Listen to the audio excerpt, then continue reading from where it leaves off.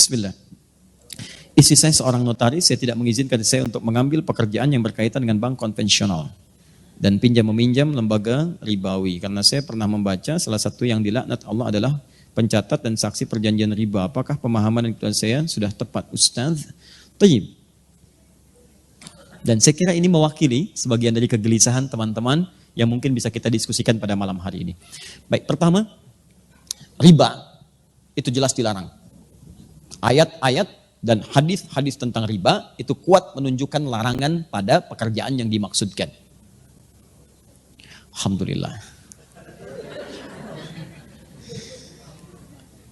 Sebentar. Hadis Muslim hadis 1402 juga 1389. Man dalla ala khairin falau ajruhu mithla ajri fa'ilihi min ghairi an yankusa min ajri syai'. Siapa yang menunjukkan, memfasilitasi, membantu pada kebaikan, dia akan mendapat pahala yang sama dengan yang mengerjakan tanpa dikurangi sedikit pun. Ya, Masya Allah. Mudah-mudahan pahala yang menghapus sama dengan menulis ya. Baik. Ya, sementara saya tidak menulis dulu, fokus ini. Tahan. Pertama, ayat-ayat dan hadis yang berbicara tentang riba, semua sepakat menuju pada satu kesimpulan yang sama. Haram riba. Ya, kalau bicara tentang riba, jelas haram. Quran surah kedua misalnya Al-Baqarah ayat 275. Paling kanan sebelah atas. Quran surah kedua ayat 275. Menyerupakan orang pelaku riba dengan orang yang sedang kesurupan. Artinya ada yang salah dalam dirinya. Bukankah orang kesurupan itu banyak salahnya? Kata-katanya meracau, tindakannya kacau dan sebagainya. Itu bahasa kiasan. Seakan-akan orang riba itu banyak salah dalam dirinya. Makannya salah, gerakannya salah, macam-macamnya salah. Karena ingat, kalau sesuatu yang haram masuk ke dalam diri seseorang, menyebar lewat darah, maka semuanya ini akan punya konsekuensi yang maaf, tidak mudah. Satu, dia akan menutup pintu-pintu kebaikan dalam dirinya. Misal, masuk ke telinga, Quran surah ke-6 ayat 25. Wa fi adhanihim waqra, di telinganya akan berbentuk sumbatan. Menyumbat. Bukan gak bisa dengar. Karena yang haram, yang jelek itu nutup, yang baik ketutup. Jelek lawannya baik. Kalau yang jelek masuk, yang baik gak akan masuk, Pak. Orang yang kata-katanya buruk, maka dia sulit mengatakan kosakata yang baik. Sama dengan orang yang terbiasa berkata yang baik, maka dia sulit menemukan kosakata yang buruk. Karena itu ketika yang buruk masuk ke dalam diri, beredar kemudian dengan darah, jadi daging menutup pintu kebaikan. Makanya jangan heran, orang-orang yang kemudian tertutup pendengarannya untuk mendengarkan kebaikan, maaf, kalau yang jelek-jelek cepat masuk. Tapi yang baik susah. Bahkan rumahnya di sini, ini masjid, jaraknya cuma 5 meter. Speaker masjid ke rumahnya begini. Adzan berkumandang, Allahu Akbar, gak kedengaran. Sementara yang 500 meter bahkan 5 kilo, itu sebelum waktunya adzan sudah datang. Dengan kakinya dia melangkah, ini sepeda ada, mobil ada, segalanya ada. Tinggal jalan kaki, gak tembus. As-salatu khairu minan naum, terbalik ke telinganya, an-naumu khairu minas salah. Ya, ini poinnya. Masuk ke mata jadi bahaya. Orang yang terbiasa makan yang haram, kemudian itu jadi darah, mengalir, jadi daging, menghambat ke matanya, maka di matanya ada penutup. Maka turun Quran surah kedua ayat ke-7. Paling kanan agak sedikit ke atas. Khatamallahu ala qulubihim wa ala sam'ihim wa ala absarihim ghishawa. Di matanya ada penghalang. Sehingga dia nggak bisa bedakan mana sesuatu yang baik, mana yang tidak baik. Masuk ke tangan, ini sentuhannya nggak baik. Sudah senang dengan yang haram. Kalau yang haram sudah menguasai dirinya, maka yang halal-halal akan cenderung terhindari. Istri yang halal sudah tidak dipandang lagi. Suami yang halal sudah tidak peka lagi. Anak yang halal sudah tidak disenangi lagi. Semua akan tergerak pada kepentingan-kepentingan yang haram. Seperti minyak tidak bersatu dengan air, maka haram pun tidak akan pernah bersatu dengan halal. Karena itu Allah katakan, pelaku riba itu cenderung punya masalah dalam hidupnya seperti orang yang kesurupan, dikerjai oleh setan. Kemudian sampai ke ayat Quran surah kedua, ayat 278-nya diminta untuk bertobat. Kemudian ayat 279-nya diminta untuk kemudian oleh Allah Subhanahu wa taala dengan ancaman yang kuat, kalau tidak mau bertobat maka Anda seakan-akan mengajak perang dengan saya dan Rasul. Maaf ya Bu ya, Pak ya. Anda dengan manusia saja kalau orang kuat sulit untuk mengalahkannya. Sekarang pengen ngajak perang dengan Allah. Maaf, kalau Anda punya masalah dengan manusia, saya punya masalah dengan orang Bandung, saya pindah ke Jakarta. Saya punya masalah dengan orang Indonesia, saya pindah ke Malaysia. Saya punya masalah dengan orang Asia, saya pindah ke Eropa. Tapi Anda punya masalah dengan Allah, mau lari kemana? Itu poinnya. Maka saya belum bicara tentang hukum, saya ingin bicara pertama tentang riba. Riba itu jelas haram. Riba sama dengan haram. Tahan. Maka segala unsur yang terkait dengan riba, semua keterangannya lewat hadis Nabi SAW. Baik pelakunya, baik pemberinya, baik pencatatnya, baik saksinya, dia dilaknat oleh Allah Subhanahu wa taala dan Rasulnya, tetap mendapatkan hukuman yang sama, haram. Pelaku, pemberi yang menerima, saksi, bahkan pencatat, fasilitator.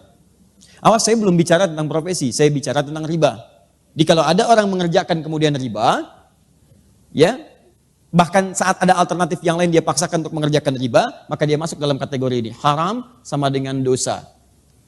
Laknat, kalau sudah ada laknat, resikonya tidak mudah. Laknat itu resikonya paling dahsyat itu neraka jahanam. Baik, ibu tahu neraka yang paling ringan? Tadi kalau bapak baca Quran, naik sedikit ke ayat 56 ya, An-Nisa 56 itu neraka yang paling ringan.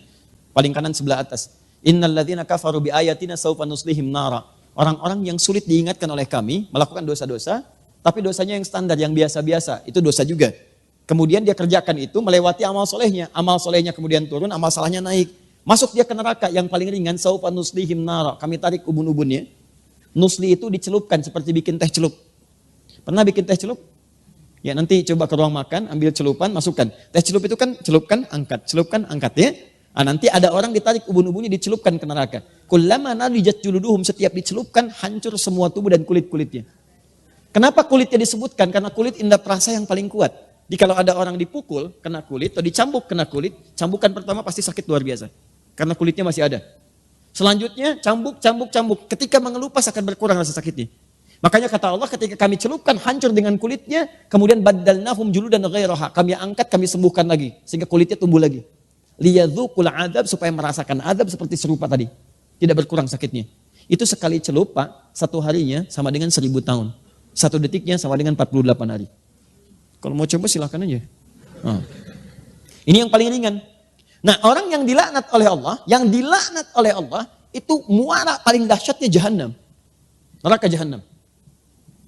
Dari mana taunya? Buka Quran misalnya, teman-teman sekalian, An-Nisa, Quran surah keempat, dari ayat 92 sampai 93. Begitu masuk 93, Allah menerangkan tentang pembunuhan berencana. Lihat kalimatnya. Wa may yaqtul mu'minan muta'ammida. Siapa yang sengaja merencanakan pembunuhan, apalagi kemudian menimpa satu orang beriman, fajazauhu jahannam, maka balasannya neraka jahanam.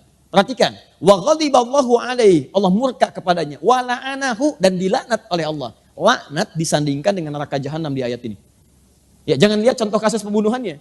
Lihat kemudian pengertian hukumannya. Kata Allah, masuk neraka jahanam, kemudian dibenci oleh Allah, dimurkai, kemudian mendapatkan laknat. Di laknat itu ketika turun dari Allah, maka muaranya bersamaan dengan neraka jahanam. Lihat persamaannya. Nah, sekarang dalam kasus riba ini, orang yang sengaja mengerjakan riba, maka akan dilaknat oleh Allah. Maka saat kembali kemudian kepada Allah, kalau dia tidak bertobat, maka muaranya neraka jahanam. Karena itu hati-hati kalau Anda ikut taklim dan sebagainya, mengajak kepada melukai orang lain, apalagi sampai kemudian mengeksekusi orang, bom sana, bom sini, awas dengan ketentuan yang menyalahi syariat, maka hati-hati. Tidak ada satupun orang beriman yang bercita-cita masuk neraka jahanam. Saya saat terjadi bom di Jalan Tamrin itu, Bu, saya sedang di Lampung, Pak. Kejadian langsung saya ditanya, Ustadz, apakah bom di Jalan Tamrin termasuk jihad fisabilillah? Saya jawab, Pak, sependek pengetahuan saya, jihad fisabilillah itu jihad di jalan Allah, bukan di Jalan Tamrin.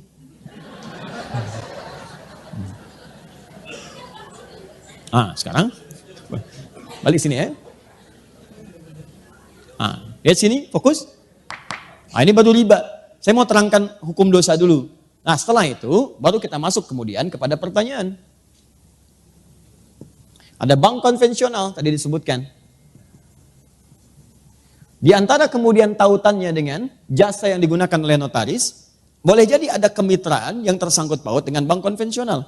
Apakah setiap turunan dari transaksi bank konvensional menghasilkan riba? Itu pertanyaan yang pertamanya. Satu, apakah kemudian kalau ini menggunakan jasa bank konvensional termasuk dalam kategori riba pula? Itu kemudian yang mesti kita jawab. Nah, teman-teman sekalian, sekarang saya terangkan sedikit saja tentang hukum. Nanti saya masuk ke Fatwa MUI nomor 1 tahun 2004, ditandatangan tanggal 5 Dzulhijjah tahun 1424, ya bersamaan dengan tanggal 24 Januari tahun kemudian 2004, ya. Jadi setahun sebelum didirikannya INI. Sini. Tahan, fokus ini. Pertama, lihat sini. Riba sama dengan haram. Haram itu hukum, ada 5 hukum dalam Islam di usul fikih. 1 haram, kedua kemudian ada halal, ketiga ada mubah, keempat ada sunnah, kelima ada makruh. Baik, hukum ini akan selalu terkait berkelindan dengan perbuatan, bukan barang. Ingat, perbuatan.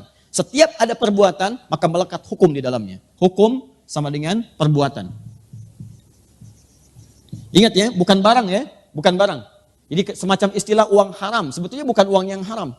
Tapi perbuatan yang menjadikan uang itu sulit untuk digunakan pada aspek-aspek yang baik. Nah sekarang, kaidah selanjutnya, fokus. Perbuatan ini akan terkait berkelindan dengan sebab. Dalam usul fikih disebut dengan ilat namanya. Kaidahnya berbunyi, gak usah dihafal, yang penting paham. Al-hukmu yaduru ma'a illatihi. Al-hukmu yaduru ma'a illatihi. Hukum itu terkait dengan perbuatan yang terkait berkelindan dengan sebabnya. Apa sebab perbuatan itu yang menyebabkan dia dihukumi dengan 5 hukum tadi? Tahan. Ya, sampai sini gak apa-apa, masih remang-remang, gak ada masalah. Hukum terkait dengan perbuatan. Perbuatan terkait dengan sebab. Yang menyebabkan hukum turun, ini sebabnya. Apa sebab motivasi perbuatannya? Nah sebab ini cukup menarik dalam tinjauan hukum Islam. Bahkan yang pasti halalnya pun itu bisa berubah jadi haram karena sebabnya. Seperti yang haram pasti pun itu bisa berubah menjadi halal karena sebabnya. Contoh, sholat. Sholat itu halal atau haram? Sholat, bahkan wajib. Hukumnya wajib, halal bahkan wajib. Wajib dikerjakan. Tapi ternyata yang wajib ini bisa menjadi haram dikerjakan saat ada sebab tertentu yang mengiringi penunaiannya. Contoh, sholat dengan ria. Ria itu pengen dilihat orang. Orang sholat harusnya dilihat Allah. Dia sholat motivasinya pengen dilihat orang. Sebab dia sholat ke masjid itu karena pengen dilihat orang, bukan pengen sholatnya. Maka turun ayat fawailul lil musallin, celaka orang sholat, disebut celaka. Jadi Anda bayangkan, yang sholat aja ada peluang celaka, apalagi yang gak sholat. Nah siapa yang sholat ini? Bukan semua orang sholat. Alladzina hum an sholatihim sahun. Yang lalai dalam sholatnya. Siapa orang lalai ini? Alladzina hum yura'un, yang ria. Sholat yang hukumnya wajib, itu bisa berubah haram ketika dikerjakan dalam konteks ria dalam mengerjakannya. Paham? Nah, saya tanya lagi, ada hewan yang hukumnya haram. Apa diantaranya? Baik, babi. Hewan itu haram, diharamkan misalnya. Babi, hukumnya haram. Jelas haramnya. Tapi ada sebab tertentu yang menjadikan babi itu bisa berubah kemudian menjadi halal dalam sementara waktu. Bukan selamanya. Contoh, Anda misalnya ada tugas, kemudian penelitian, sampai studi banding ke Cina. Daratan yang paling jauh. Masuk ke wilayah yang terpencil, tiba-tiba gak ketemu hewan yang halal. Ayam gak ada, alhamdulillah. Kambing gak ada, sapi gak ada, yang ada cuma babi. Sehari tahan, 2 hari, 3 hari sudah mulai lapar dan kelaparan. Dalam posisi demikian, apakah boleh makan babi, Bu? Tidak, besar begitu babi. Tidak bisa. Yang boleh makan daging babi, setelah itu dipotong dulu, dimasak dulu. Babi kan besar, bagaimana bisa dimakan? Ya. Nah, lihat sini. Tahan. Fokus ini. Jadi, ambil sebagian dagingnya, kemudian dia mulai dibersihkan, dia dimasak dengan baik dan sebagainya. Dari saat itu dia menjadi halal. Lihat, halal untuk dimakan untuk menutupi rasa lapar saja, bukan untuk dinikmati. Bukan untuk dinikmati. Ya, jadi sifatnya sementara. Perhatikan baik-baik ya. Semua yang berhukum tetap ketika ada sebab tertentu pasti sementara sifatnya. Ya, ini siap, lihat baik-baik. Ini hukumnya haram. Karena ada sebab tertentu, maka dia sementara menjadi halal. Sampai hilang sebabnya itu. Begitu Anda kemudian menemukan ayam, maka babi sudah tidak halal lagi. Tinggalkan babi. Sekarang yang dimakan apa? Bukan ayam besar begitu, daging ayam yang dimakan. Ya, Anda sembelih dulu, kemudian potong itu, masak dengan baik, baru dimakan. Babi tinggalkan, maka hukum halal bagi babi pada satu yang sementara sudah tidak berlaku lagi. Sekarang, maaf, sampai sini paham gak? Kalau sudah paham, pemahaman ini secara simpel saja, mari kita terapkan dalam pertanyaan tadi. Lihat baik-baik, riba jelas haramnya. Bank konvensional memuati suatu hukum yang di dalamnya mengandung unsur riba. Bunga yang telah ditetapkan sebelumnya. Kemudian dia bisa bertambah. Bahkan lebih fatal daripada jahiliyah. Saat jahiliyah itu jatuh tempo, baru kemudian kalau tidak bisa bayar bunga berlaku. Bank konvensional sebelum jatuh tempo sudah dituliskan. Sekian. Bahkan dia bisa bertambah. Itu jelas riba. Tahan sebentar. Nah, di sisi yang lain, ada fundamental ekonomi yang menentukan stabilitas dalam muamalah. Bahkan dalam sistem pemerintahan. Nah, sekarang pertanyaannya, lihat baik-baik. Kalau ekonomi tidak berlangsung dengan baik, maka syarat mendapatkan ketenangan dalam dunia pemerintahan, kata Al-Quran cuma 2. Itu yang paling utama. Dalam surat Al-Quraisy, li'ila fi Quraisyin, ila fihim rihlatas syita iwas-sayf, falyabudu rabb hadzal bait, alladzi at'amahum min ju'. 1, wa amanahum min khauf. At'amahum min ju' itu stabilitas ekonomi. Yang kedua, wa amanahum min khauf, stabilitas politik. Kalau dua terganggu, maka akan menjadikan goncangan dalam pemerintahan. Ekonomi kuat tapi politik gak bagus, goncang. Maaf, politik kuat tapi ekonomi gak bagus, goncang. Yang jadi persoalan, transaksi-transaksi dalam kehidupan itu bagian dari putaran roda untuk menguatkan nilai perekonomian. Sekarang persoalannya, dalam dunia perekonomian kita ini, taruh ada terkait dengan jasa-jasa notaris. Maka digunakanlah kemudian kemitraan dengan bank. Pertanyaannya, bagaimana ketika saya menggunakan hukum ini sementara di dalamnya ada riba? Maka semua ulama sepakat termasuk dalam fatwa ulama nomor 1 tahun 2004 dari Majelis Ulama Indonesia, kalau dalam lingkar pekerjaan itu ada bank yang masih menggunakan nilai-nilai syariat, bank syariah dengan konsep syariah yang benar, ya dengan turunan-turunan yang benar, maka jelas solusinya. Ini yang digunakan sebagai fasilitator. Dan haram menggunakan yang ini. Tapi kalau fungsi ini tidak bisa menjangkau nilai-nilai transaksi yang sedang dikerjakan, pekerjaan yang sedang dilakukan, yang kalau kemudian tidak difasilitasi memberikan goncangan kepada nilai ekonomi, atau menyebabkan malorot yang lebih kuat, maka keputusannya kemudian dituliskan, boleh ini digunakan, boleh sekali lagi ini digunakan dengan batasan sementara sambil mencari sistem yang kuat dan tetap untuk menjembatani dan memberikan fasilitator kepada apa yang sedang dikerjakan. Jadi kalau pertanyaan cepatnya, sepanjang bisa di-cover oleh bank-bank syariah dengan hukum yang benar, maka itu kemudian yang dipilih. Tapi kalau itu tidak bisa di-cover, bahkan memberikan madarat yang lebih besar, maka Anda boleh menggunakan bank konvensional dengan tujuan menggunakan sementara sebagai jembatan untuk menyelesaikan persoalan dan untuk mencari yang lebih baik lagi ke depan. Bahkan sekarang ada formulasi yang bagus. Saya sudah bertemu dengan beberapa pejabat bank di konvensional untuk mengarahkan pada nilai-nilai syariah. Walaupun akadnya kemudian teman-teman sekalian dibentuk dengan form-form yang sifatnya konvensional. Tapi nilainya bisa ditawar di situ. Misal, ada teman-teman yang ingin membuka tempat hunian. Dia mau bikin KPR. Ya, ke bank syariah, marginnya terlampau tinggi. Di bank konvensional diberikan margin sekian. Tapi persoalannya, suku bunganya tidak tetap, dia berubah. Maka apa yang ditawarkan? Dibawalah konsep syariah dengan akad yang berbeda, tapi tidak juga merugikan kemudian konsep yang ada di bank itu. Yang telah Anda tetapkan misalnya 3% ini, bagaimana kalau dibagi dengan hukum seperti ini? Jadi bank itu tetap dapat 3% juga. Tapi kaidahnya ditukar, akadnya menggunakan akad Islam. Ya, jadi bukan ganti jubah, bukan. Jadi poinnya adalah, ini yang kami lakukan, Anda beli dulu ini. Beli ini kami berikan kemudian nilai kesepakatannya, selama 3% tadi, kita robah dulu, akadnya jadikan sebagai penjualan. Jadi Anda terima itu, jual lagi kepada kami dengan apa yang telah Anda tetapkan tadi. Jadi dari Anda tetap 3%, tapi kemudian dirobah cara akadnya, kami membayar dengan cara yang sama. Dan tidak terjadi penambahan nanti. Ketika jatuh tempo tidak bisa bayar, konsekuensinya Anda kemudian berkomunikasi dengan teman-teman Anda, saling menutupi. Supaya kemudian tidak terjadi tambahan-tambahan yang hadir atau menjadi tuntutan dari pihak bank untuk menagihnya. Nah, maka saya kira modifikasi semacam ini bisa didiskusikan. Tapi yang terbaik adalah, kalau sekali lagi ini keputusan Fatwa Ulama Indonesia, MUI, kalau ada syariah itu yang digunakan. Kalau tidak bisa di-cover, maka konvensional diambil sebagai jembatan. Tapi yang paling besar pertanyaannya adalah, kenapa sih dari 200 juta lebih ini tidak bisa mewujudkan sistem perbankan yang baik yang kira-kira mengakomodir kepentingan umat Islam? Kalau Malaysia bisa, kenapa Indonesia tidak? Ya kan? Saya kira, dan tidak ada yang dirugikan. Negara juga untung, masyarakat juga untung, maka salah satunya adalah hidupkanlah bank syariah itu. Dan dorong syariah itu bukan cuma nama. Saya ulang, dorong syariah bukan cuma nama. Namanya syariah misalnya, tapi menggunakan praktek ribawi yang lebih besar daripada bank konvensional. Itu juga bermasalah. Paham ya? Nah, jadi kesimpulan singkatnya, dalam konteks demikian, jika ada bisa itu ditangani oleh bank syariah, maka bank syariah itu yang diutamakan. Jika tidak memungkinkan, maka boleh menggunakan kemitraan dengan bank konvensional sepanjang memahami itu sebagai wasilah, bukan sebagai tujuan. Allahu a'lam bissawab. Itu yang mengatakan bukan Adi Hidayat, yang mengatakan adalah kesimpulan dari fatwa ulama dengan referensi-referensi yang kuat. Di Quran, hadis, juga Anda bisa buka kitab Al-Majmu' Syarah Muhadzab misalnya, juz yang ke-9 karya Imam An-Nawawi. Ya, juga fatwa ulama dari luar, Majma' Buhuth yang di Kairo, Majma' Buhuth kemudian yang di Saudi dengan yang lain-lainnya menyampaikan penyampaian yang sama.